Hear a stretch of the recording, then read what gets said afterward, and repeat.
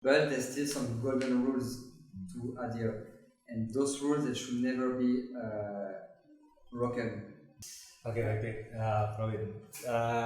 Tapi gue yakin mereka nggak bisa bercerita tentang cave diving Indonesia, historinya segala macam ya. Agak-agak menyedihkan nggak sih kalau menurut lo nih? Kembangin nih, bisa dikembangin karena dia ada industri sendiri terjadinya nih. Betul. Ya, di industri sendiri untuk diving di specialized ya, untuk yang di cave dive gitu. Nggak kayak yang Anunuh ya kan, gayanya sotek ya kan. Kalau ngomongin orang nggak ikutan. Oke, gitu.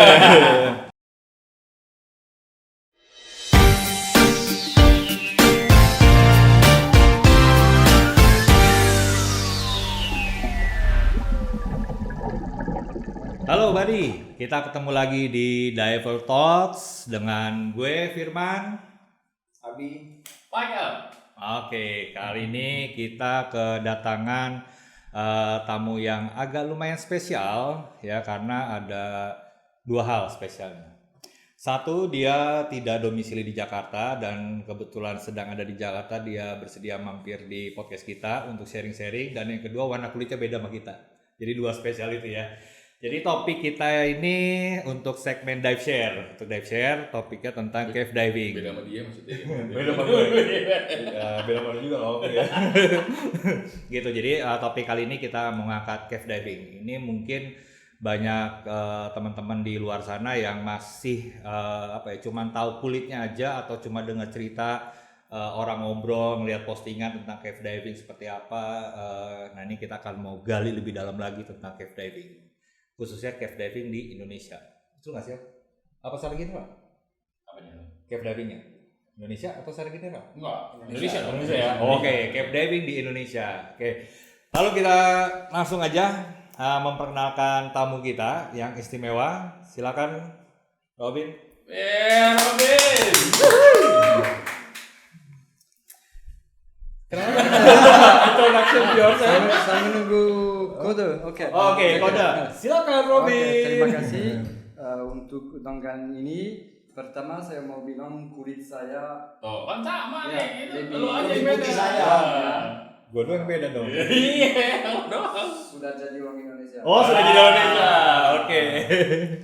Dan ya hari ini saya mau buat presentasi tentang cave diving. Oke. Seperti aktivitas yang baru untuk dunia selam di Indonesia, dan saya mau juga bicara lebih precise, tepat untuk aktivitasnya di Indonesia.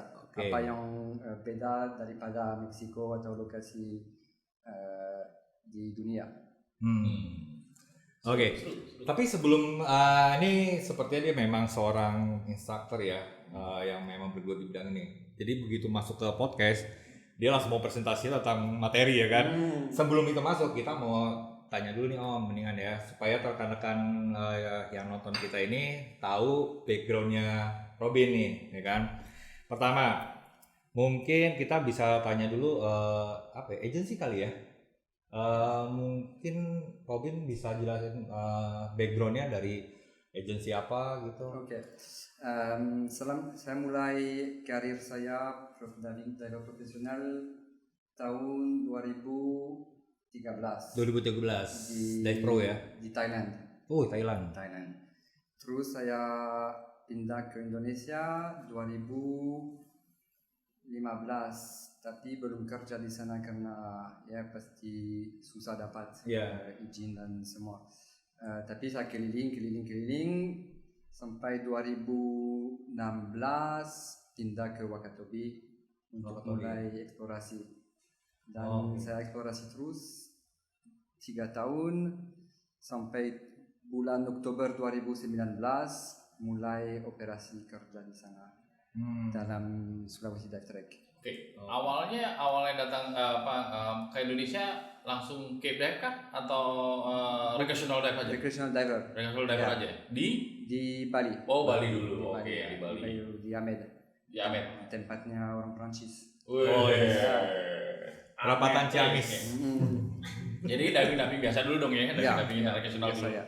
Oke. Apakah langsung di Dia recreational dulu, tapi masih nggak ada hubungannya dengan teknikal sama sekali ya di awalnya. Kalau di awal teknikal saja hobi saya, belum profesional. Saya jadi instruktur tech tahun 2016.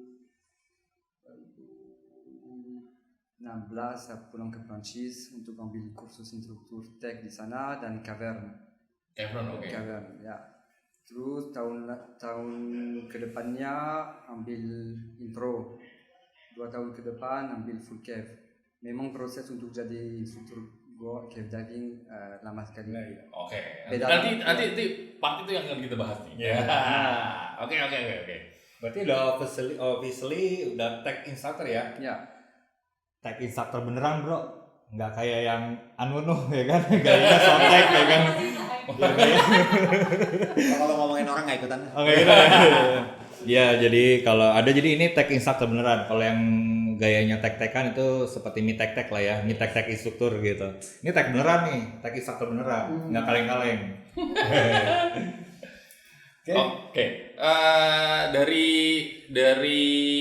Dari Bali mengeksplor rekreasional dulu di seluruh Indonesia kah atau hanya Bali? Seluruh Indonesia. Seluruh Indonesia ya. Tapi kurang lokasi seperti Komodo belum juga. Tapi saya pergi ke Bali, Penida, Raja Ampat, apalagi Thousand Island? apa? Thousand Island? Belum. Waduh. Saya menunggu kalian untuk bawa saya di. Oh iya, tenang. Di spesial. Ya. Tag spesial aja. Spesial aja. Oke. Nah, setelah ngambil si rekreasional ini, jalan-jalan Indonesia nih, habis itu dapat satu kesempatan untuk ke Wakatobi gitu ya? Ya, saya mulai memang tiba di bawah-bawah dulu, tapi mulai eksplorasi di bawah-bawah, terus Wakatobi, terus Pulau Muna.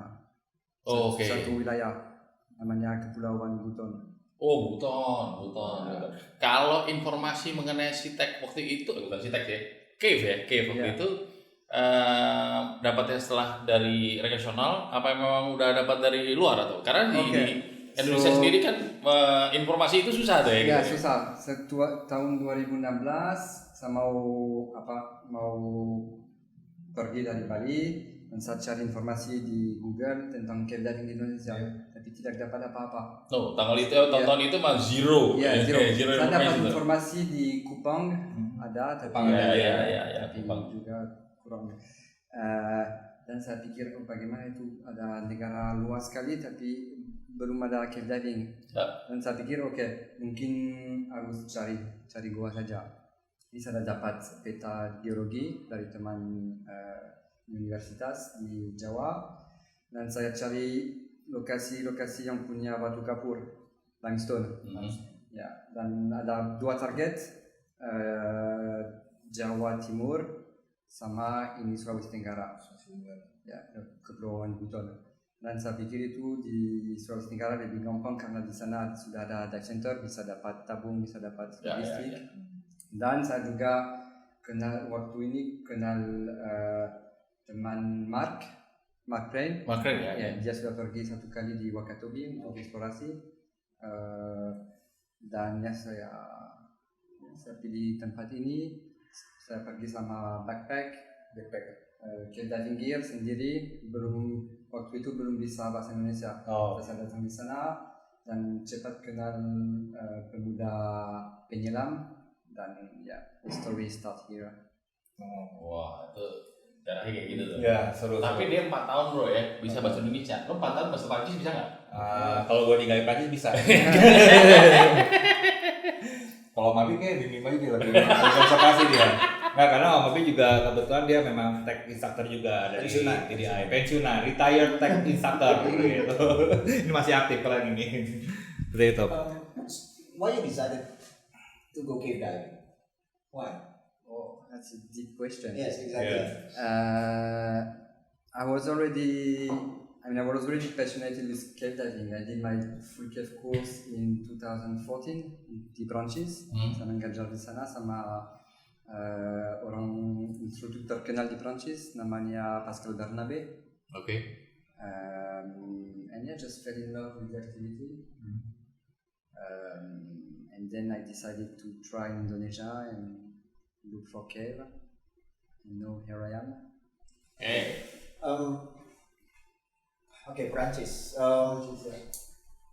When we're talking about cave diving, do you think Indonesia can become one of the cave diving destinations? Yeah, definitely. So nowadays the main cave diving destination in the world are Mexico, ya.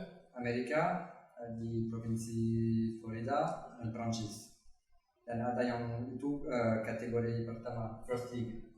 Dan di second league sudah ada Thailand, ada Bahamas, ada Rusia, Afrika Selatan, banyak negara. Kalau kita bicara potensi, Indonesia memang punya potensi untuk jadi first league karena aksesnya oke, kurang gampang tapi masih oke. The culture and people are very welcoming, open to tourism, and the diversity of care is amazing. So definitely have the potential for becoming a top destination in the next few years. I hope. Okay, so Harus. you have any I don't know, suggestions, idea, whatever, how to develop as a destination? Nah, tar dulu. Sebelum maju ke detail mengenai itu, ya kita lanjut sebelum satu ini yang mulai, Pak.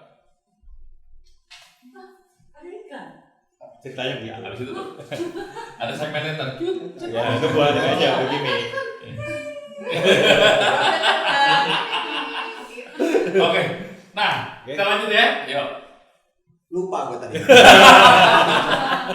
Nah, in terms of develop the destinations, what we should do? I mean, okay, when we're talking about tourism, definitely access, right? That's number one. Okay, but other than that, well, I think Indonesia is already ready and well versed into tourism. Okay, so it's not like something new. It's a major touristic destination. Maybe a little bit more promotion internationally. So for now, like a few areas of Indonesia are well known in the diving world. We're talking about mostly Bali, Komodo, and Raja Ampat. I don't think that they are the best spot, but that's the one that's most famous. Now, if you start to be a diving geek, you already know about Alor, Bandanera, blah blah blah, Wakatobi.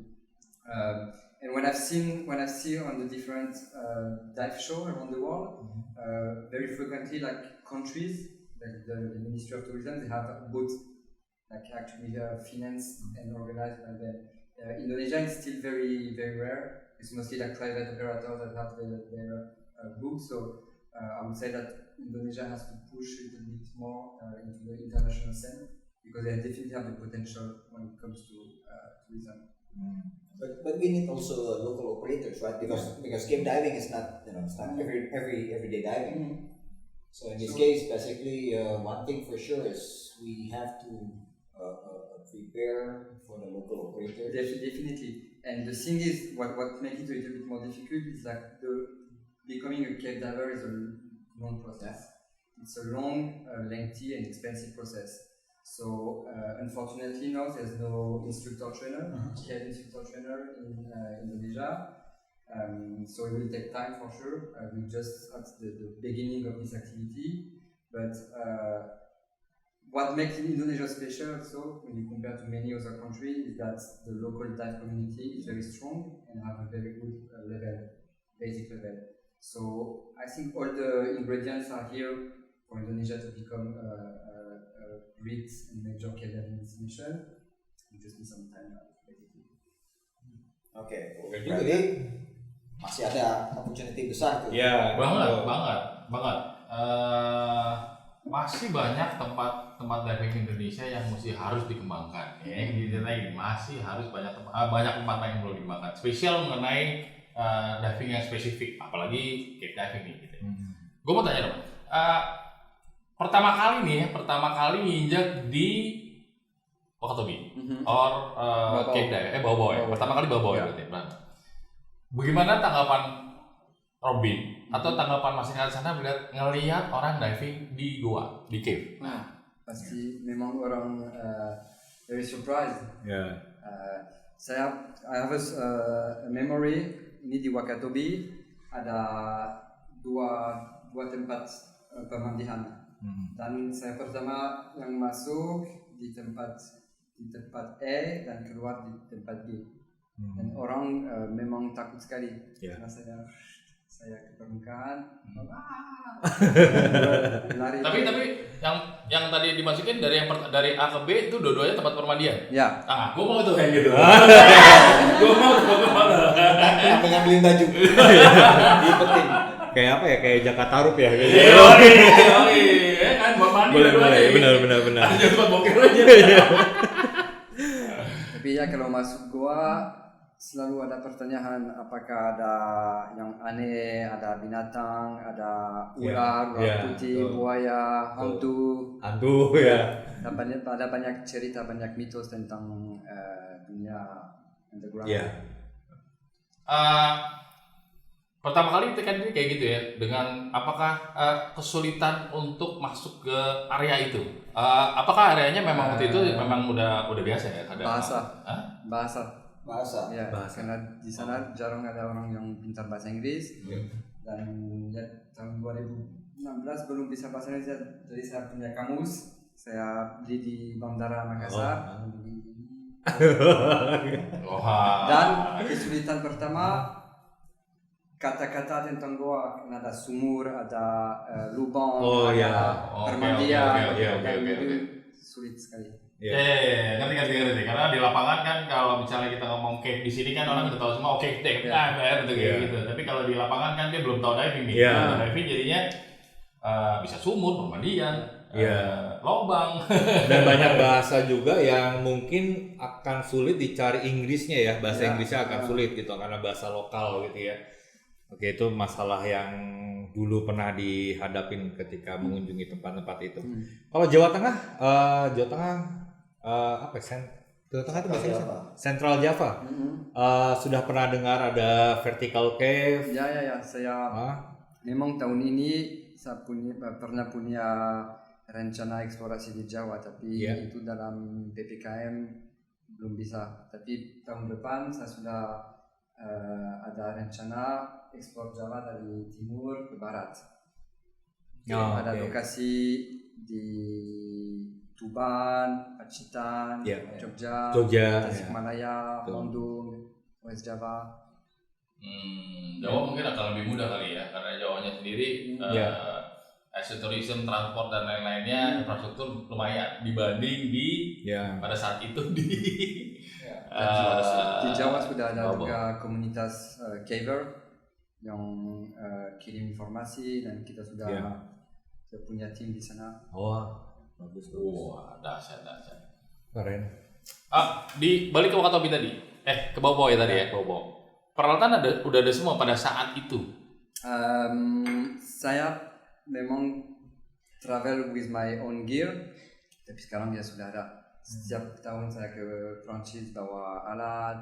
Kalau ada tamu yang datang saya minta saya bawa ini. Nah, mumpung dia balik kampung nih bentar lagi nih, jadi di depan tadi. Boleh. Beli ini. Oke. Tapi kan pada saat yang pertama kali ke sana itu tabung kah, tali-tali turun kah, segala macam gitu. Tabung memang sudah ada dive operator di sana. Jadi saya pinjam tabung biasa. Tapi si tempat yang pinjam ini, operator yang pinjam ini udah tahu untuk cave dive. Apa mereka operator recreational dive aja? Mostly recreational, tapi sudah ada yang turun di goa tapi pakai ini recreational equipment. Tabung sudah dapat di sana, yang sulit guideline. Karena saya bawa 300 meter, hari pertama sudah kosong. Tak tali ya, pakai tali ya. Jadi saya cari susah dapat, jadi saya pakai fishing line atau any kind of line I could find. Wah, jadi bisa dibayangin bagaimana pertamanya sulitnya untuk pertama kali mengakses itu. Di kanan itu ya pada saat itu. Kalau kita datang sekarang kali udah disiapin kali. Dan udah mulai berkembang kali ya, udah mulai berkembang di lokasi diving itu kali ya. Dan dive operator juga ada beberapa yang pakai bisa Ya, sekarang sudah ada local operator yang have a very good level and they take part of exploration also. So that's also what I was saying, but Indonesia needs to build up the cave diving community. Mantap tuh. Jadi minat cave diving? Minat, tapi itu ya dulu yang pertama kan tadi, tadi kita bicara Kevin ya. Kevin. Ya. Kalau gue sih minat banget ya. Gue minat banget karena potensi dari cave diving ini belum banyak dan belum berkembang. Jadi wajib untuk dikembangin. Jadi habis dari sini saya mau cave bentar ya. Mau jadi muridnya nih. Dapat jadi muridnya. Pol ya habis ya. Gitu harus. Ya, seru juga sih kalau kita mau menggali cerita tentang dia dari starting di Indonesia terus mulai mengeksplor cave diving di Indonesia ya. Tapi nanti yang mau dia sampaikan malah waktunya nggak ada ya. Oke. Atau nanti kita bikin segmen kedua aja kalau mau menggali dia lebih dalam. Go ya. Oke. Kita lanjut aja ya, Robin ya. Silakan Robin. Apa yang mau dipresentasikan? Okay, so I will switch to English. Please, if you don't mind. please.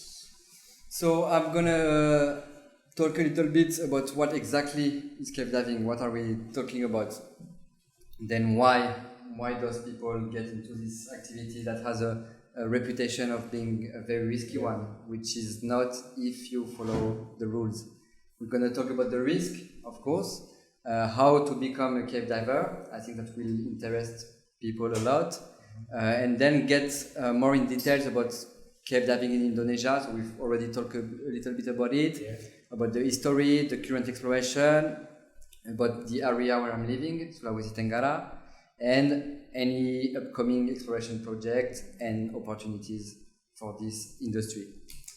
So, if we look at the INTD manual, cave diving is any flooded overhead environment where you cannot directly access the surface and when there's no more ambient light.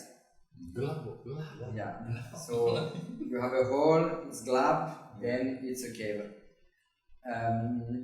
Now we have, for us divers, we have two main kind of cave diving. The one that interests us and is more like open to anybody, and I quote anybody, is spring diving. So you basically have a mata air, di permukaan, you can come with your car, you park, get your equipment, and start diving. Now you have also sump diving, which will be more interesting for caving people or very adventurous people. And that's when you explore dry cave, at any time you can be blocked by water.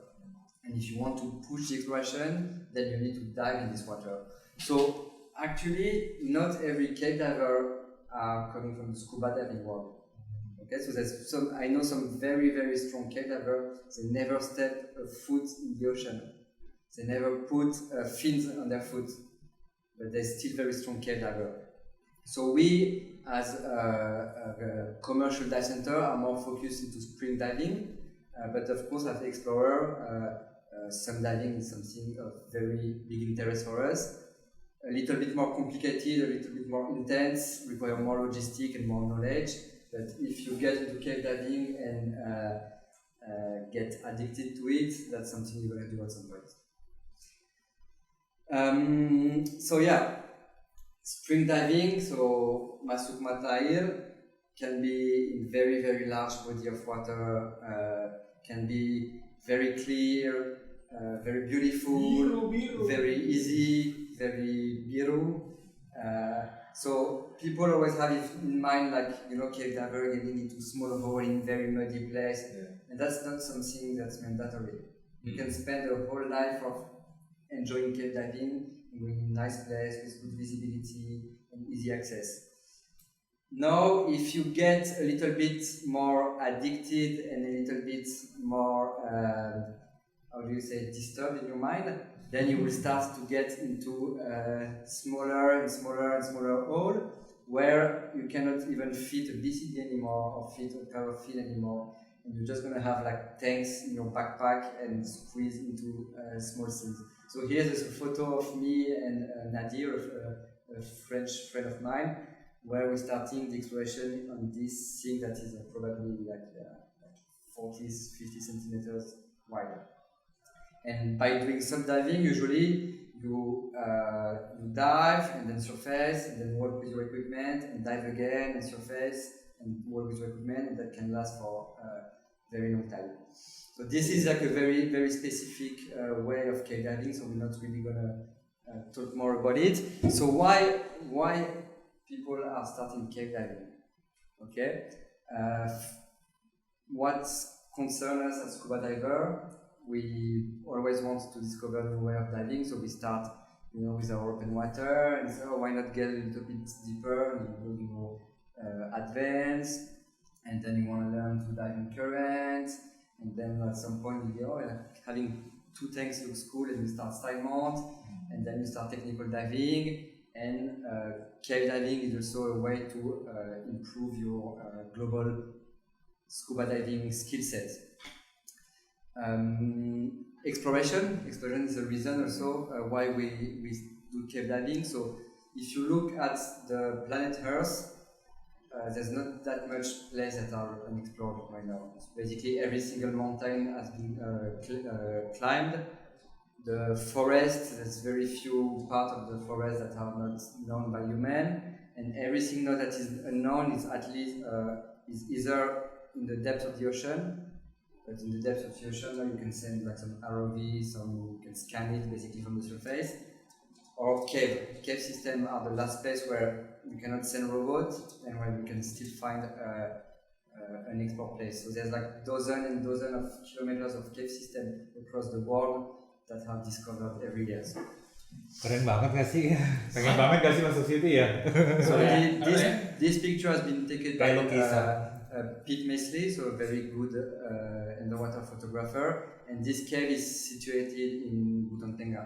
Ini di Butantenga, Okay. So this is Goa Laulawi, which is for now the longest underwater cave in Indonesia.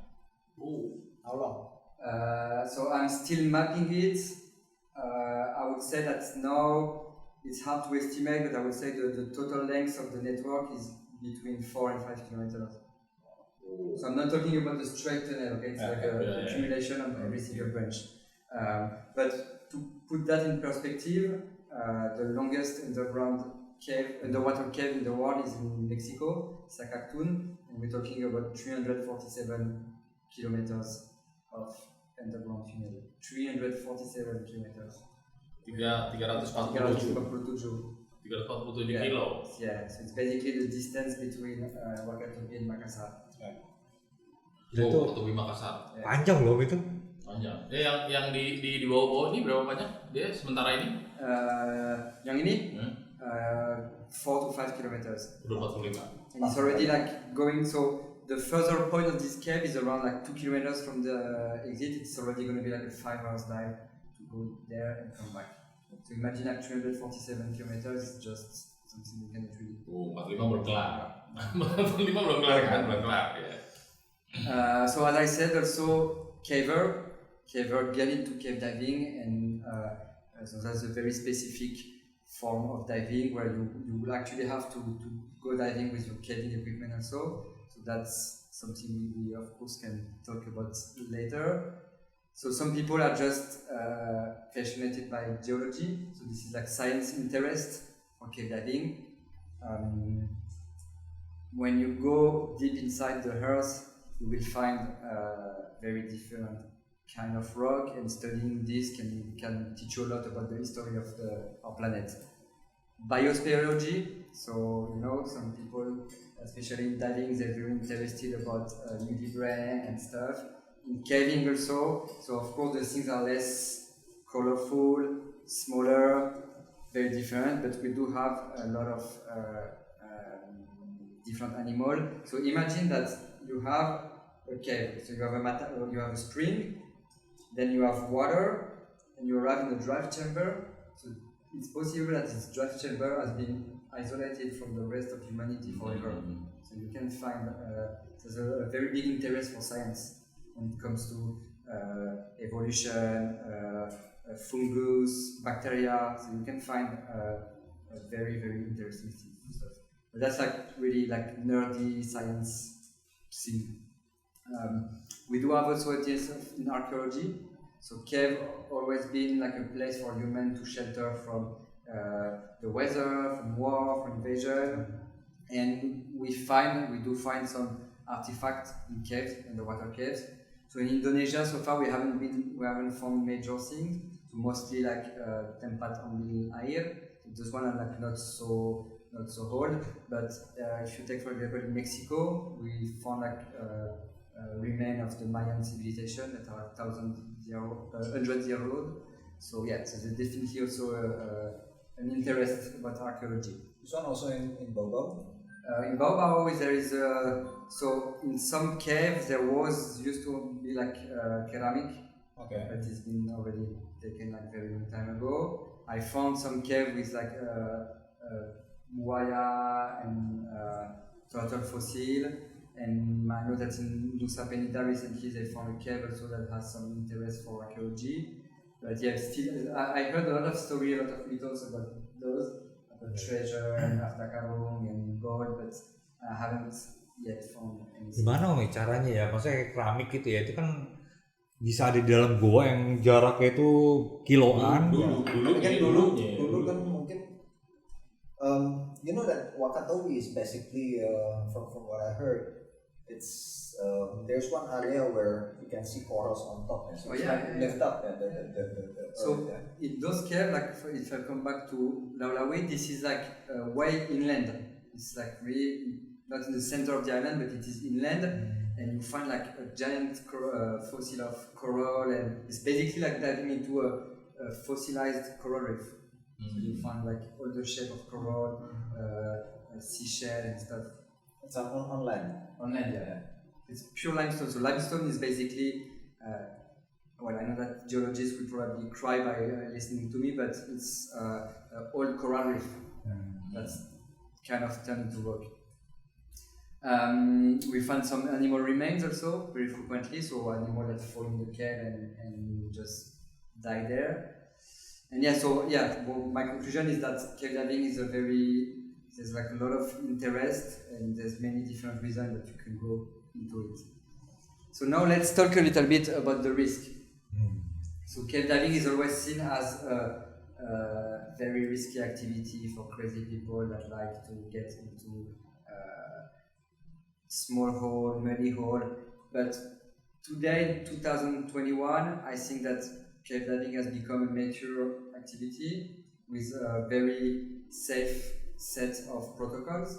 Okay, so people died for that in the 50s, 60s, 70s, and now it's becoming safer and safer. But there's still some golden rules to adhere, and those rules they should never be broken. So what are those rules? So it all comes from accident analysis. So there's this guy, Chuck Exley, a very famous American cave explorer, that did a lot of accident analysis and saw that most, if not all, cave diving accidents come from human error. And he created a category about the main cause of accident in cave diving. First, to survive in a cave and cave diving safely, you need proper training. Okay? Proper training meaning quality training and progressive experience. So you cannot rush, you cannot take shortcuts, there's no like giant tools for it, and this is the only way to know about the protocol. You cannot be autodidact, you cannot learn by yourself. You cannot learn in YouTube, by YouTube. Yeah, you cannot do that. Because there's risk related to it, and those risks you're not gonna find them in YouTube. Then you need adequate equipment. So many cave diving accidents they come from recreational diver, mostly instructor, so experienced people that think that they have the skills and the knowledge, and entering cave in like a single tank configuration with a small light, no guideline. So we need redundancy. so which means at least 2 sources of gas, and that's where side mounts become very handy for that. We need enough light, so like light to go in and light to go out if your primary light is broken, and quality equipment. So you cannot go with cheap, low quality equipment in the cave. Because sorry. Jangan beli itu petrol. Kamu jangan ya. Iya. Aja Petromax. So I'm not saying that it necessarily has to be expensive equipment, but you need quality equipment and you need to look to take care of it. Gas planning. So gas planning is a major thing in cave diving. So we have the rule of third, which is like the golden rule of cave diving. It's very simple. You have 1/3 of your available gas to go in, 1/3 to go out, and 1/3 for emergencies. But this is the maximum you can use, which means that you have to adapt and be conservative. So for example, when I'm exploring, as I'm mostly exploring as a solo diver, I use only 1/6 of my gas, which on a 200 bar tank would be like only 30 bar to go in, which means I keep 170 bar each tank for my safety. But then, if something happens, anything like I lose the guideline, I lose visibility, I know deep inside me that, well, I have like more than enough gas to make it alive. And it's always, human beings always try to push the limit, push the boundaries. It's a little bit more, a little bit more, a little bit deeper, and that's where accidents start to happen. And another rule is always maintain a continuous guideline. So at any point in the cave, you should be able to grab the guideline and follow it safely toward the exit. If you follow those rules, then you will make it alive. And not every, but most accidents that you can read, they fall in someone breaking one of those rules. And sometimes very experienced diver. We're in risk when we start to get used to it, when we start to get comfortable and say, it's okay, I've done it already thousands of times, so this time I'm just going to have a look there without attaching my guideline, because I'm becoming lazy and complacent, and that's always where the accident happens.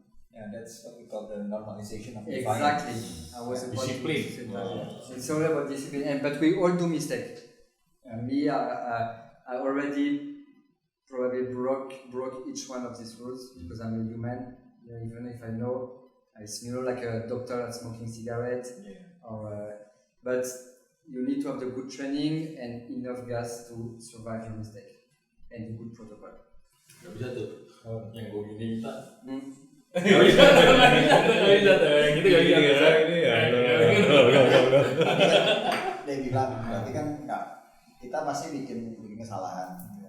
Cuman sesuatu yang kita ulang-ulang, kita nggak penting nih, apa kita ulang itu satu waktu akan jadi masalah. Tadi ya ujung-ujungnya kan human factor problem. So one of the part every diver need to know their RNV, right? Gas petroleum manufacturer, everything, because they need to calculate their gas planning. So the planning is everything is all about planning. Planning what can happen, what can go wrong, and already have a solution to resolve the problem. It's not during the dive that you're going to start to think about, I'm going to do if this or this happens, but that comes beforehand. If you're conservative, you do good planning, have good training, then I would say that cave diving is a safe activity. Safer than night project in Jakarta, for sure. So how to become a cave diver? So Ini nih. Lihat ya. Netizen lihat. So that's the question that everybody asks me: how many dive I need, how many hours, what's my level? I would say that it's not about that. It's about your mindset. It's about your core skills, your buoyancy, your trim. We're all instructors, so we already all had students that after 10 dives were like perfectly trim and had good buoyancy, and other students that are eternally diving like seahorses.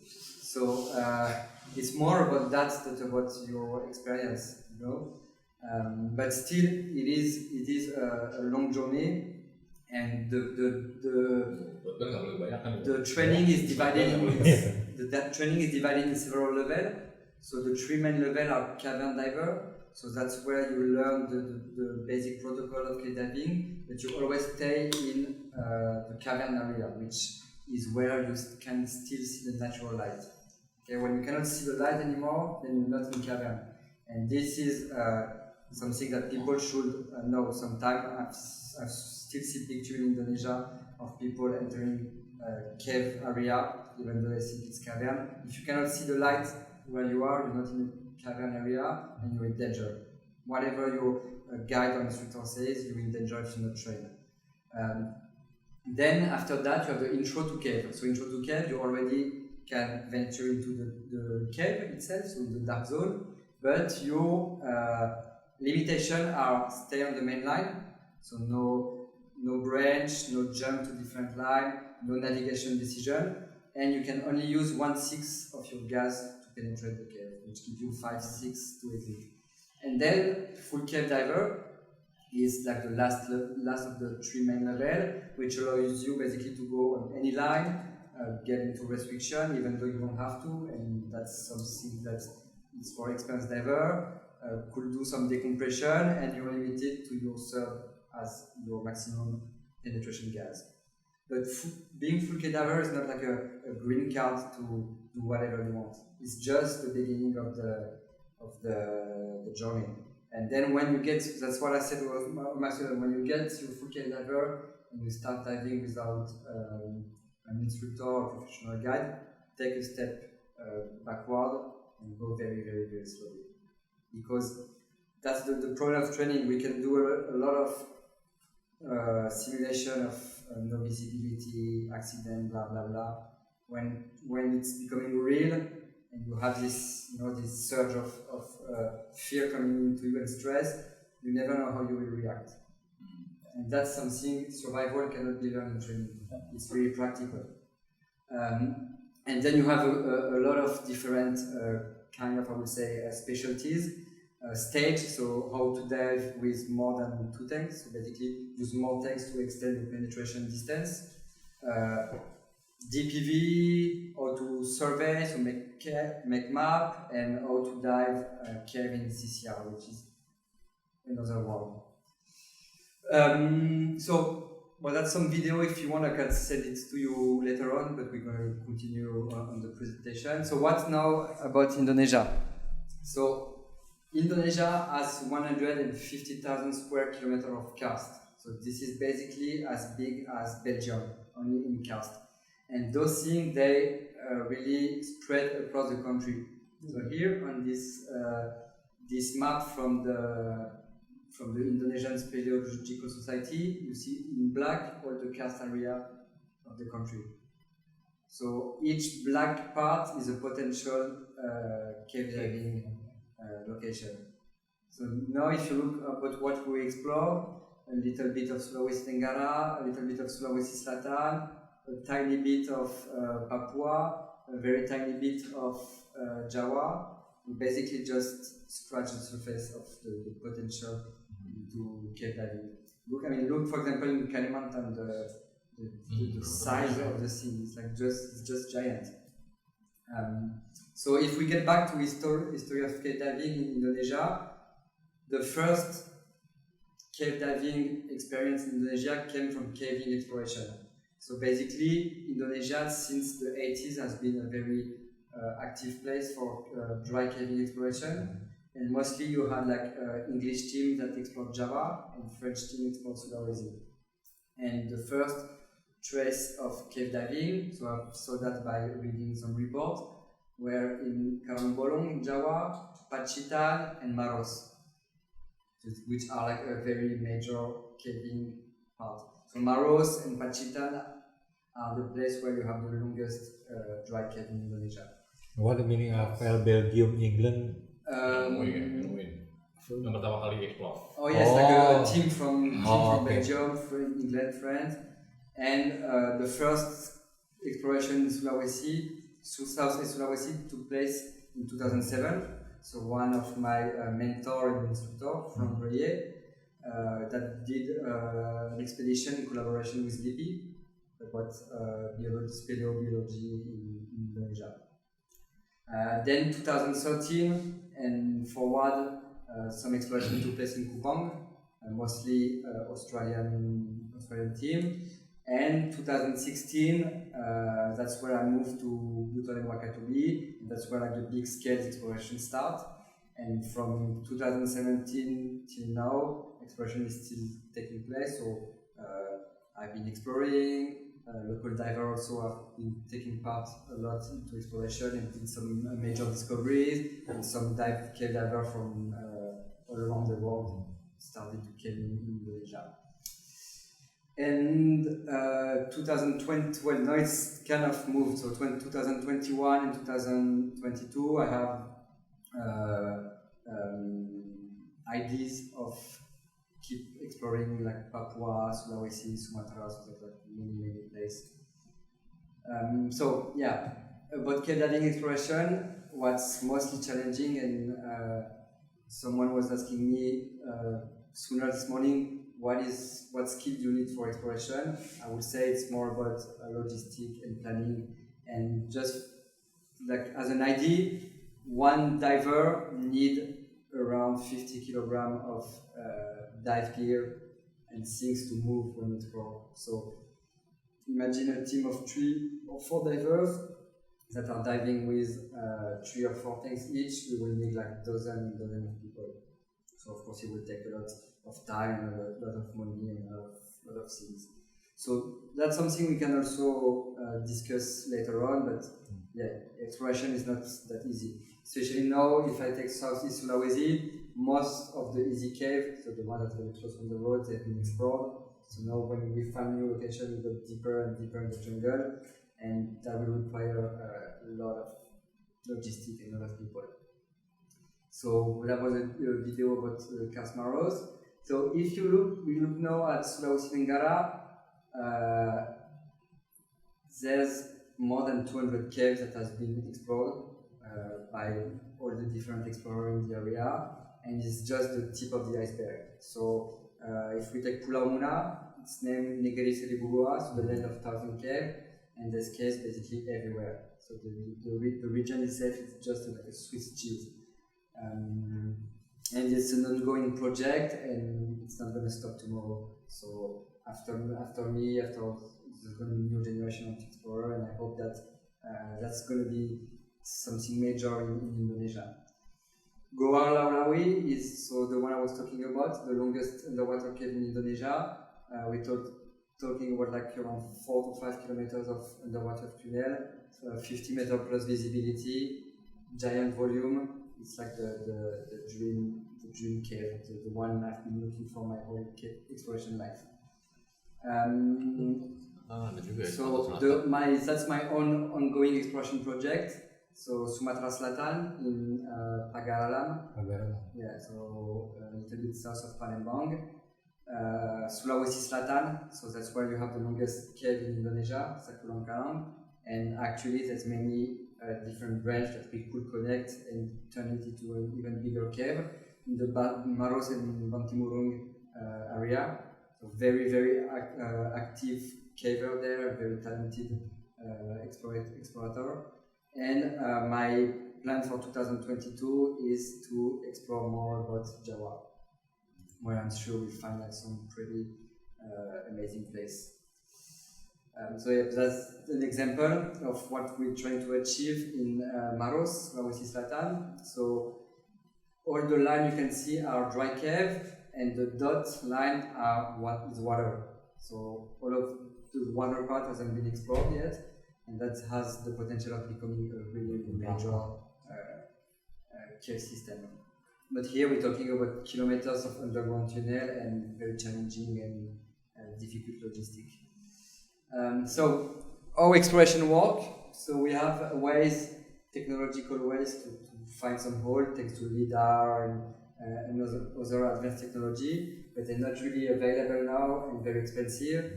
So I would say that the best way so far to get information is socialization and sit with people and talk and hear their stories. So now that I'm kind of, people know that I'm doing this. I constantly receive messages from people I don't know about, oh, there's this cave there, and that's things you cannot really see on a satellite. You know, some caves are like major, and the entry is actually like a couple meter large. So yeah, just listening, talking with people, showing them about your work, and they will come naturally to you. So here it's like that's before I started the exploration of Laulawi, the very long cave. So of course you have to follow local knowledge and local law, and that's me like sharing this with Tokoma Serakat and get their authorization and their benediction for me to enter their area. And that's very important also in Indonesia to abide by those cultural specificities.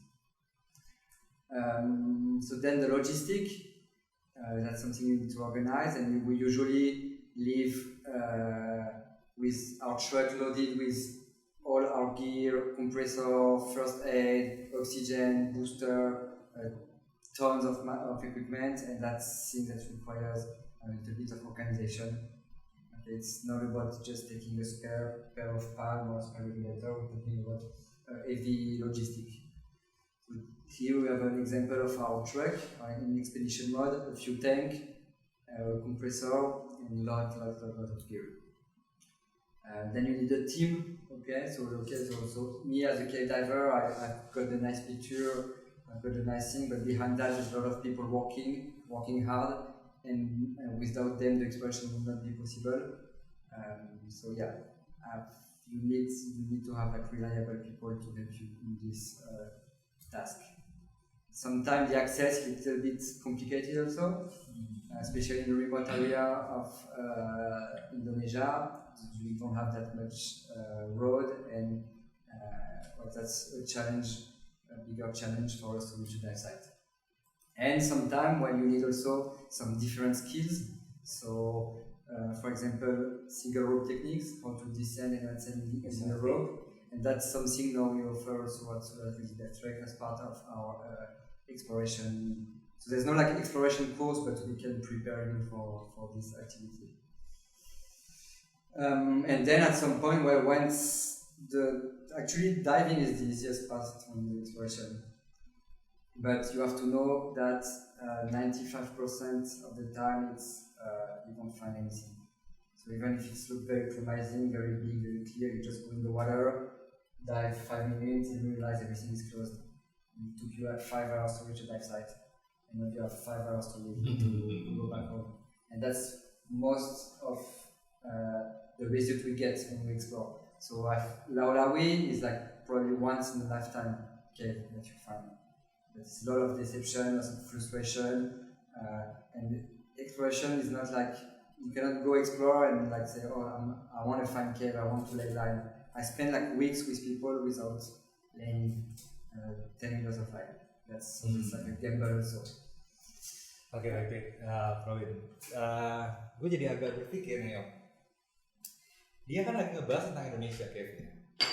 Kita kan tahu nih, di kita bukan orang Indonesia tuh adalah yang tiba-tiba posting yang TB cave diver, ya kan, udah certified, ya kan. Terus postingannya, ya ini gua tag dive, cave dive. Tapi gue yakin mereka nggak bisa bercerita tentang cave diving Indonesia, historinya segala macam ya. Agak-agak menyedihkan nggak sih, kalau menurut lo nih? Bahwa kita tuh ada orang Indonesia yang seakan-akan antusias cave diving, antusias cave diver, stylenya tag gitu ya, tapi ya udah begitu aja, hanya bermain di area-area medsos postingan, tapi dia tidak mendalami ini. Justru malah yang bisa bercerita dia yang bukan orang Indonesia, ya kan? Agak menyedihkan nggak sih? Atau bahasanya apa ya? Kalau gue bilang kalau menyedihkan sih mungkin ya, maksudnya kalau apa sih kalau menurut Om Abin ya, mau apa nih? Kenapa orang kita itu tidak ada yang mau sampai segitunya ya? Menggali belum nyampe apanya? Belum nyampe apanya coba? Itu dari jauh tuh dari kacau ya. Belum nyampe itu. Bukan itu sebetulnya. Apa coba? Kalau dibilang ini enggak, ini bukan hanya berlaku di cave aja. Iya. Kita bicara destinasi lain ya. Contoh. Raja Ampat. Gitu ngomong gitu Raja Ampat, siapa sih yang buka pertama kali? Bukan orang Indonesia. Iya, betul. Maxima salah satunya ya gitu. Kuncinya sebenarnya cuma satu passion. Karena feel-nya di situ. Untuk bisa mengeksplor, untuk bisa cari tahu, karena penasaran kan. Dan dia bisa menghargai gitu, orang itu bisa menghargai, udah bisa melihat ini layak nih, potensial. Ada potensi, ini bagus gitu kan. Nah ini yang kita bisa bilang kurang. Passion berarti. Itu satu passion buat jadi fuelnya, buat jadi bahan bakarnya. Tapi yang ini sebenarnya apa ya? Yang kedua ilmunya. Ya itu ilmu kan sebenarnya. Kalau memang kita dari awal itu sudah dia punya pokoknya udah hook up dengan cave diving, terus kemudian ngelihat ini kayaknya di Indonesia punya potensi bagus. Perkembangan apa? Kita diving udah lama loh. Tapi kalau tiap kali orang nanya gue, cave diving, gue cuma mikir, aduh, gue nggak mau deh ribet lah, mesti survei segala macam misalnya gitu. Ini kan jalanin. Mau ngejalanin karena seperti tadi dia bilang gitu, segala macam persiapan bisa jam-jaman. Ujung-ujungnya masuk ke dalam, dive cuma 5 menit karena nggak ada opening yang lain, gitu kan? Nah itu yang sudah dilakukan dan udah nggak tahu berapa tahun yang dilakukan sama dia, gitu. Nah, gue nggak tahu kalau menurut gue kalau nggak punya passion untuk bisa ngeliat, gue mau coba ngembangin sini nih, nggak bakal jalan. Kalau misalnya ngomong, makanya orang nanya gitu ya, cave diving, nggak tahu kan? Makanya kan, tadi dia juga cerita gitu. Nggak ada nih cave diving. Tapi ternyata begitu sudah masuk area ke sini baru mulai ada yang muncul gitu. Soalnya kayak misalnya contoh gini, ada orang posting cave diving. Jadi bukan duit enggak. Tapi itu juga mungkin ada faktor itunya, setengah kali ya faktor kulusnya gitu ya. Kayak misalnya oke nih cave diving, orang nanya nih kayak orang Indonesia juga ya, even instructor gitu. Udah cave diving ya? Udah. Di Indonesia itu ada di mana aja cave divingnya? Di ini ada. Itu kayak apa sih? Ya lumayan lah begini, tapi dia nggak bisa ngasih angka, nggak bisa ngasih data. Belum. Ya kenapa? Karena belum populer satu belum populer, belum dieksplor. Ini kan dia udah eksplor beberapa tahun, tapi belum dipopulerkan. Saat ini belum populer, dia udah datang ke Indonesia, udah mengekspor. Ya dia doang yang mau bro, yang lain kan nggak ada. Kenapa di Indonesia nggak ada gitu? Curiosity pasti kan. Karena Curiosity. kan nyari data itu kan juga nggak gampang gitu. Hanya awalnya peta geologi gitu. Mana yang Tabutai susah. Iya. Dia bedain Jawa sama Sumatera yang nggak bisa. Iya. Ya itu sih maksudnya, jadi ya di satu sisi ya personal ya. Ya I'm proud of you lah gitu. Ini mesti didukung ini. You're not Indonesian people, but you can explain more than us. Kok lu mendapat bahasa Inggris? Tadi berusaha untuk belajar gitu ya. Ada rasa curious di saya bertanya ke mereka, kenapa orang Indonesia tidak yang even stated bahwa dia adalah cave diver, bahkan di postingan dia langsung pengen instructor yang tidak cave diver. Tapi ketika saya tanya, dia tidak bisa menjawab banyak hal tentang cave diving di Indonesia. Tapi Anda bukan orang Indonesia bisa menjelaskan banyak gitu. Nah, kayak pertanyaan tadi yang passion ya. Simple question sebelum melanjutkan ya. Apa yang membuat Robin memutuskan untuk saya mau explore cave diving di Indonesia lebih dalam lagi? So for the little story, when I started to do exploration, it was after a breakup with my girlfriend. So I decided to move from Bali. And I said, okay, so now I'm free to go. I'm free to go anywhere. And I said, okay, so why not doing some cave diving? And that's how it started. We can write a love song of dangdut about this story. Oke, jadi gue dapat pesannya buat lo orang nih yang instructor diving mau masuk cave diving, salah satu caranya adalah putus dulu sama pasangan lo. Lo broken heart dulu, nah baru lo masuk ke cave.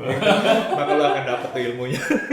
Passion ya. Persistence juga sih. Hah? Bisa persistence. Maksudnya orang itu nggak boleh gampang give up. Ya. Jadi persistence mesti ya passion ada. Tapi mesti persistence karena dia ngelihat ada banyak potensi hanya di atas kertas loh. Iya. Tapi itu kan baru terbukti setelah dijalanin. Itu sama juga orang ngelihat misalnya oh ya Raja Ampat bagus nih, tapi selama itu nggak dieksplor nggak bisa terbukti dong. Kalau bisa eksplor kan ya memang butuh biaya, butuh tenaga, butuh waktu dan segala macam ya. Orang harus persistence gitu untuk jalanin sesuai dengan apa yang dia mau. Nah buat kita kebanyakan justru kayaknya proses itu sorry to say gitu. Proses itu tidak dijalankan full, jadi maunya instan. Oke. Itu masih kekurangan kita sih ya. Kayaknya sih begitu. Iya. Dia maunya instan aja, yang penting hasilnya cepet. Gitu. Atau nunggu sosial media. Gitu. Nunggu orang lain yang gede, udah rame, baru gua gitu. Bisa But jadi. you have to see also that us as a scuba diver, there's like some very strong explorers in Indonesia already in the caving world. Yeah. If you see like Korpala in Universitas Hasanuddin, or some club in Palembang, in Jogja, in Bandung, they're like very, very active and very skillful caver. It's just that those guys are coming from the university world. So they are scientific. Yeah. So they have the mindset, they have the skill, they have the knowledge of how to conduct exploration. We now as scuba diver, we're coming from a world that we like to do cool picture and show off on Instagram, and myself also. I mean that's different, and it's just that it needs to be learned. So the exploration process is going to be learned, and it's already like very good results from a local cave diver also. And I'm pretty sure it's going to be better and better and better.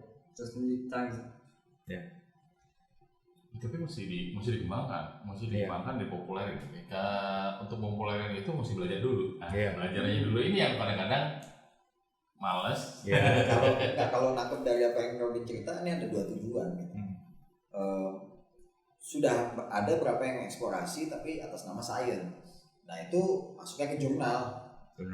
Kalau misalnya kita dari sisi recreational gitu ya, maksudnya ya exploration diver gitu, kita kan melihatnya ini dari sisi ini mesti di-share ke orang nih, gitu supaya orang lain juga explore. Melihat satu dari sisi scientific, kalau dari kita dari sisi adventure dan recreational. Yeah, you're right because there's these two things, So either you contribute to science, and then sharing is part of the thing. Or you have this we all run business here, so you have this commercial thing, and that's basically two mostly incompatible way of seeing it. But they still exist, those two things. Ya, kita juga maksudnya kalau misalnya saya ini berapa tahun yang lalu gitu ya, sampai hari ini kalau kita ngobrol-ngobrol tentang cave diving, kita akan melihat dunia ini akan melihat ke arah Meksiko, Amerika. Cave diving, Meksiko. Cave diving, Meksiko, Amerika. Ya dari sini mungkin kedepannya kita bisa yakin bahwa kalau bicara cave diving internasional kita sudah tidak lagi bicara Meksiko dan Amerika aja, tapi juga Indonesia. Mungkin banget ya. Of course. And especially now when you look at the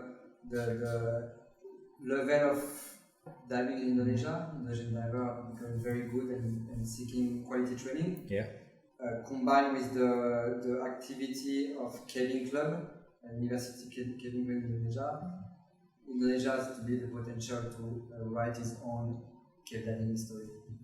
Without, me a foreigner saying this, but without being, like for Mexico, it's always it's really recently that good Mexican instructors are recognized, because it's been kind of taken by foreigners for a long time.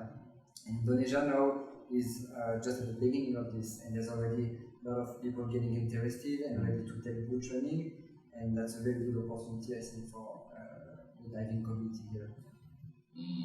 Harus ada tuh. Harus Harus berkembang. Ya, untuk ngembangin itu ya mesti dibanyakin dulu kali ya si divernya gitu ya. And of course, I mean, it is an expensive thing, but you can do it even if tomorrow I have like someone coming to me and saying, look, this is like what I want to do. I don't have money, but this is my dream. I will, of course, bring it to this level, and that's what happened when I started my cave. Berarti dapat diskon kita nih. Itu tadi kesalahannya. I will need a copy of your reckoning first to make sure. But yeah, so of course it's an expensive, but even if you don't have, I mean, just look at what the anak Mapala are doing. There's usually not people like very rich, they're doing great exploration because they're joining by passion and sharing knowledge and so on. Anjir, dia tahu bahasa Mapala tuh ya. Oke. Lanjut ya. Please. Okay, so so that's what we were saying. So we explore, we do this nice picture, we look cool, and then come the walks in the shadow. So surveying the line, entering the data in your computer, writing a report.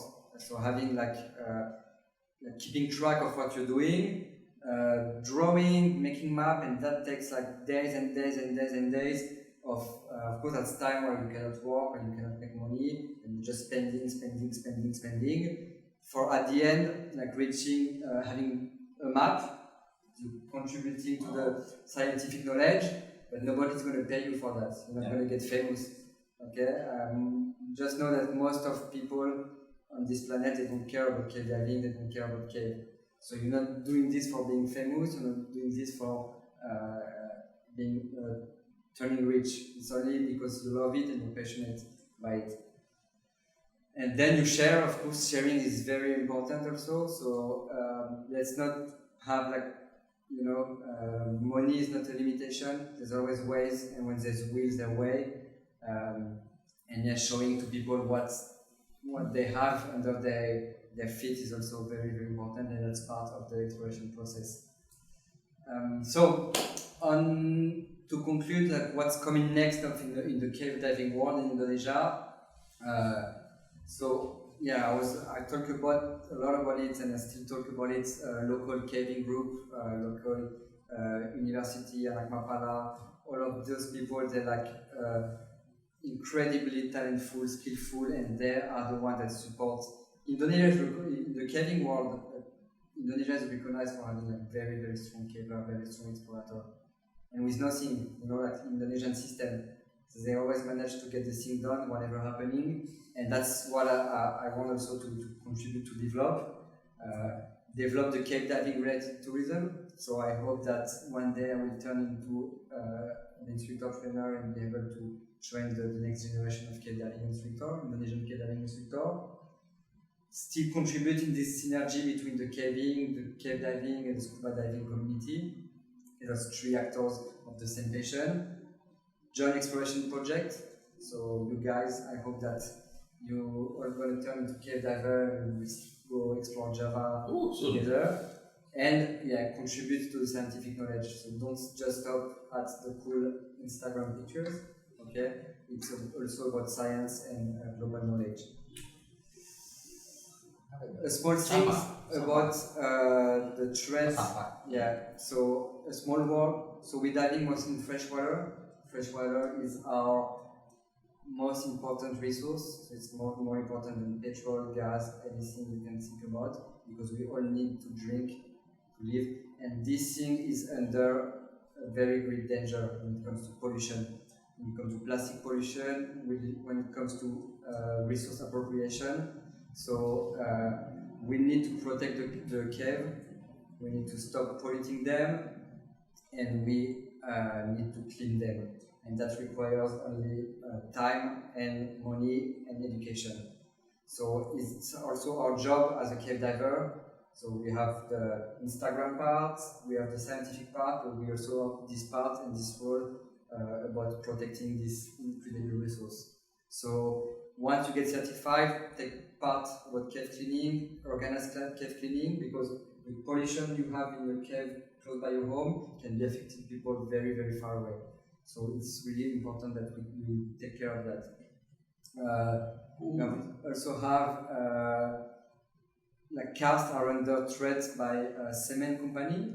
So I'm not saying that it's bad. Okay, we all live in house with concrete, and that's something we need for developing a country. But there's a way of exploiting it in an intelligent manner, and the only way it comes is like having a good synergy with a private actor, government, and local people. It's only by having this triangle we could like save our coast area. Freshwater exploitation. Also, that's something very important, that people can take care of their own resources and not selling it to big company that will definitely take this water for their own profit instead of the profit of the community. So yeah, that's done. If you want more information, you have here my information, email, and website, and blah blah blah. So thank you for having me here, and I hope That's cool. Tapi memang mesti dikembangin karena dia ada industri sendiri gitu jadinya nih. Betul. Ya, di industri sendiri untuk diving di specialized ya, untuk yang di cave dive gitu. So you're now a sun trainer? Not yet. Not yet. No, that's a long process, and I don't even feel like I'm ready for being instructor trainer. Yeah. But it's on my long-term plan. So the idea of someone who wants to become a cave diving instructor, then how long do you think it will take? Well, if someone like today decide, okay, I want to become a cave diving instructor, and he's not even cave diving certified, it's not going to happen before 2 or 3 years.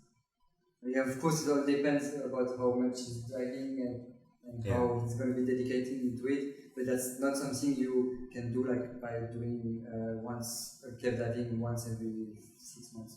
And you cannot need to get a lot of hours under the belt. Yeah. So that's what dedication is. Okay, so that is.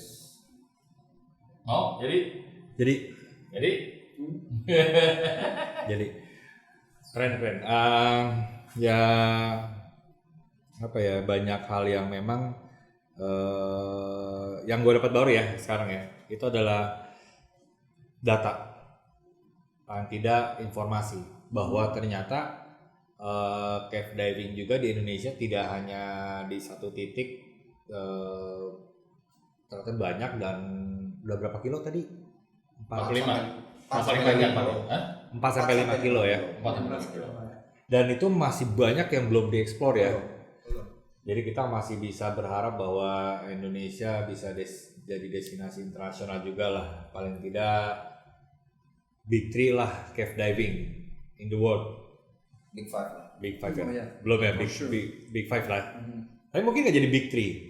Bisa jadi dengan itu kan karena potensinya kan, Robin bilang potensi masih bisa iya, tapi kan dilengkapi juga dengan infrastruktur, profesionalnya, akses mau segala macam. Kalau dikembangkan, dikembangin dengan seperti diving rekreasional biasa, bisa jadi kali. Iya.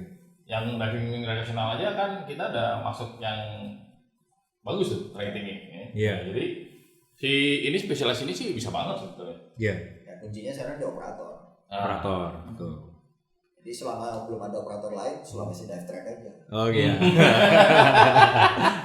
betul. So okay, is there any specific seasons? I mean, do you think it's all year round? All year round. I mean, of course, like now it's like rainy season, and when you get out of the cave, it's raining and stuff. But in place like Sulawesi Tenggara, we're not talking about like active network. So there's no flooding. flooding. Okay. So if it's rain a lot, I would say the global level of the water table will rise a few centimeters, but it will not create any flow. Any flow. Yeah. Okay. So yeah, all year round.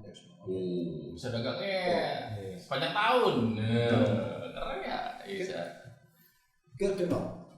Cave diving boleh pakai bikini nggak ya? It's pretty cold. Hah? It's pretty cold. So it's all Dingin ya. What do you want to do? He likes to dive with speedo. Oh, yeah. Tapi boleh aja With dong. speedo. Boleh ya, tapi cuma dingin aja ya. Boleh kok, boleh. Kenapa pakai begitu? Tapi dari tadi gambar gue pakai wetsuit, tapi keren juga pas ketika ngelihat apa tadi landscape-nya ya. Itu art banget loh landscape-nya. Gue kalau mau ada di situ tuh pengen apa ya, foto di situ cuma pakai kolor doang gitu kan. Boleh. Terus pakai octopus panjang dicabut. Jadi kayak pakai alat gitu ya. Habis itu nggak balik lagi. Hati dong gue. Tapi keren sih, keren.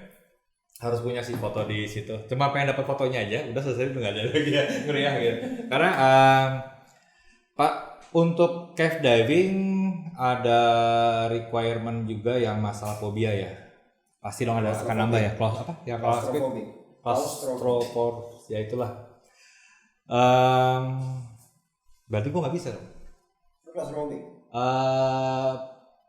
Kalau dua hal berlangsung, sempit gelap. Itu dua-duanya. Iya. Tapi kalau misalnya ada lampu, gue tenang lagi. Space and dark. Yeah, so everybody will tell you I'm claustrophobic, I'm afraid of those conditions, but you have to try. You have to try and see. And some people they think they're ready for it and they're not. So it's not for everybody. It's not for everybody, and it's okay. You can be a good diver, a good technical diver without getting in. It should not be your motivation. I need to do cave diving because it's like me being like a badass diver. It would be a bad reason of doing it. But also, even if you think you're claustrophobic and you're afraid, give it a try. The cavern course take place in where you have like very good visibility and you can access to the surface very easily. So that's a good way to know if you're ready or not. Again, try put him in the closet. Mau mesti coba dan dijalanin. Gitu. Banyak sih yang pengen ditanya, cuman mungkin kita nanti akan bikin segmen ke berikutnya kalau misalnya nanti Robin balik lagi ke Indonesia. Itu pasti ke Jakarta dulu ya. Yeah, we can do a second episode. Ya, About that. kita undang lagi yang cave diver orang Indonesia gitu ya. Jadi mungkin bisa lebih banyak sharing, bertanya segala macam. Ini kalau sekarang banyak pertanyaannya, cuman pertanyaannya memang benar-benar pertanyaan sih gitu kan. Karena masih awam lah, gitu, masih awam untuk banyak bisa mengeksplor Robin nih dari sisi cave divingnya. Mungkin dari Om Mike atau Mapi? Ya, memang harus dikembangkan dan dicoba ya. Ini salah satu potensi specialist diving yang belum pernah dicoba. Jadi atau belum pernah dikembangin atau belum pernah populer. Nah, ini mesti dicoba nih. Dicoba yang tadi kita udah lihat di potensinya di Indonesia begitu besar dan banyak nih. Jadi memang harus belajar dan coba. Yeah, so Tertarik? Apa? Cave diving? Sudah sign up saya. Wah, kita baru April mau ini. April tuh kan. the only thing I want to add is just for people that are not certified, be careful. Don't enter into cave. There is accidents, and we've been lucky in Indonesia. So far, there's no accident related of cave diving. So let's keep it that way and make Indonesia very safe and very serious. Yeah, that's the thing, because of what happened is when there are more publicity about it, people getting curious, and then from what I read before, mainly our experienced professional divers who's not trained into cave things that they can do it, right? And then once they go in and they stay there and they're coming out. So yeah, it's not for everybody, definitely. You need to take training. So sign up with Robin. Nah, sana harus belajar. Udah?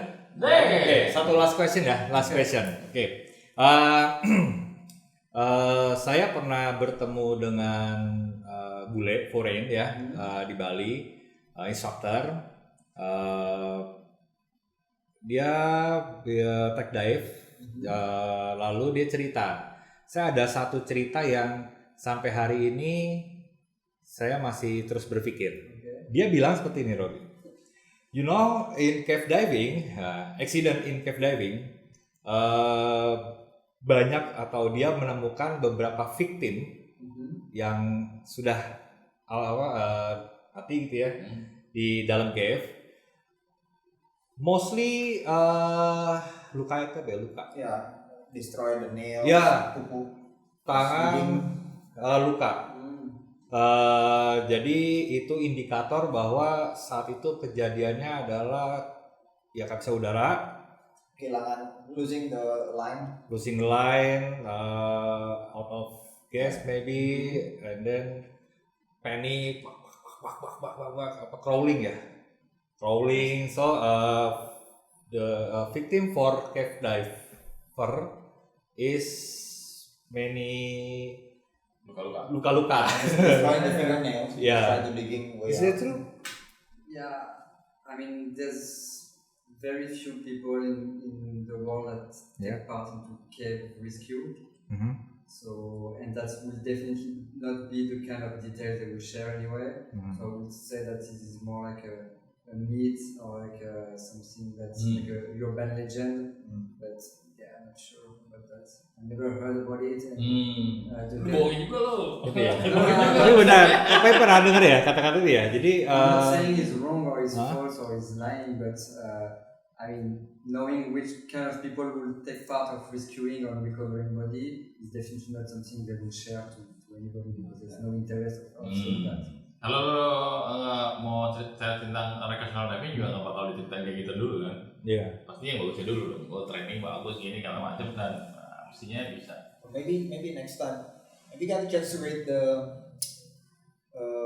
what do you call it? The Last Dive, and then Shadow Divers. There's one story also happens in cave in Africa, South Africa. The last dive. No, not Last Dive. No, that one in South Africa where one of they found a victim over there and tried to bring it up, and then there's no victim. The last dive show. Yeah, I have those books, and then I find that book is It's very interesting, and that's part of it. Looks a little bit dark, but that's part of the process to read about cave diving accidents and fatalities. So it doesn't happen. I have all the books if you want to read. Jadi yang terakhir maksudnya gini ya, ada orang ada victim terus ada yang mau nolongin, yang nolongin jadi victim juga. Gitu maksudnya. Ya, ada satu buku lagi. Tapi it's a deep cave. They're not going to 200 meters something like that. Wah, Nyampe lah, jauh. otak gak nyampe, nyali gak nyampe. Jauh. Kalau lagi lihat dari di urutan itu, wah Jauh. Ada di bawah tadi tuh.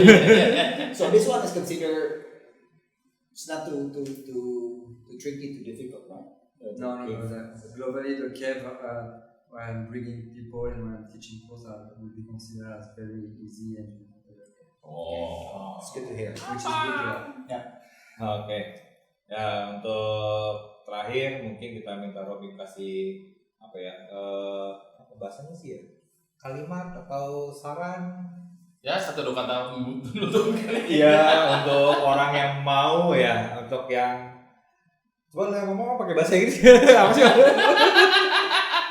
Okay, what he meant, if someone wants to take cave diving, gitu kan? Ya. Terus apa lagi? Pesan dari Robin, saran atau pesan atau orang-orang yang baru mau. Any message, any Words. tips, whatever. If someone wants to become a cave diver. Well, I would say that the most important is dedication. Dengerin. Cave diving is not something you do like once in a while. You have to be dedicated, but look for good training and work on your core skill, buoyancy, trim, propulsion. This is the most important. Buoyancy, Trim? and proportion. Oh, apa? Proportion tadi kan? Tapi terakhir? Oh, proportion. Body Permen, weight. permen. Kalau Trim. oh trim. Jadi yang gedean dikit nggak bisa dong ya? You need to trim all the fat. Ya dengerin tuh yang teman-teman yang mau masuk cave diving atau berpikir untuk mencoba cave diving.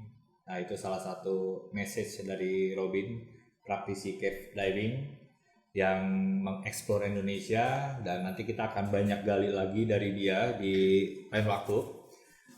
Dan mungkin kalau mau belajar cave diving yang benar, ya so far sih kita baru bisa ngerekomendasiin Robin ya, Sulawesi Dive Track gitu. Kalau emang mau, jadi belajar bener gitu, bukan nyoba-nyoba terus menganggap kayaknya ini aman, lubangnya gede, kayaknya bisa manuver, cukup satu tabung udara, masuk, nggak kayak gitu juga bro gitu. Sayang nyawa lu lah gitu. Dan apalagi kalau itu dilakukan oleh instruktur nanti akan memberikan bad influence ya, bahwa selama skill dasarnya ada lalu nyalinya ada, berarti kita bisa masuk. Nggak semudah itu ya, kira gitulah ya. Oke, Robin, terima kasih atas waktunya, dan ya terima kasih waktunya, dan juga terima kasih sudah mau berbagi cerita tentang cave diving, dan terima kasih juga udah mau mengeksplor Indonesia ya, karena bagaimanapun juga Robin sudah memberikan banyak kontribusi lah, karena ya kita sadar bahwa kami masih kekurangan orang-orang yang mungkin punya passion tadi yang Robin bilang, tulus gitu kan, niat dan segala macam untuk bisa memberikan tidak hanya sekedar cerita tapi juga angka, number, data tentang cave diving seperti itu. Ya mudah-mudahan sukses juga untuk Robin ke depannya. Sehat selalu. Terima kasih. Ya, terima kasih sudah datang di Diver Talks. Merry Christmas. Merry Christmas ya, karena sudah lagi Natal. Dia tag ini seberapa hari sebelum Natal ya, dan Robin mau pulang kampung. Jadi mudik ya. Karena dia takut kena batasan PPKM, jadi dia pengen mudik gitu ya. Sebelum aturan PPKM dikeluarkan lagi gitu. Oke, kita closing. Jangan lupa di subscribe, like, komen, terus juga kalau misalnya pengen teman-teman di sana request pertanyaan atau topik yang mau diangkat, silakan aja di DM di IG kita Diver Talks, sama di YouTube di komen boleh ya. Jangan lupa subscribe ya. Betul. Like and comment. Oke. See you semua. Sampai ketemu ya. Mudah-mudahan kita akan berjumpa lagi dengan topik yang lebih keren lagi. Dadah. Bye.